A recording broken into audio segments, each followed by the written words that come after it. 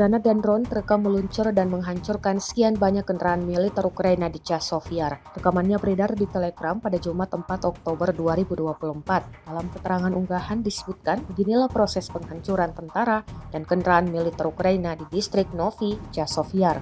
Pasukan Ukraina diklaim menderita kerugian besar akibat tembakan dan serangan operator Wave dari Batalion Tujuan Khusus Penjaga Terpisah ke-58. Setelah serangan drone Rusia, banyak kendaraan dilaporkan hancur dan tentara Ukraina yang tewas. Para pembela tanah air adalah pasukan khusus dan keahlian mereka tidak akan berhenti sampai tentara Ukraina terakhir diusir dari tanah Rusia di Donbas, tulis militer Rusia.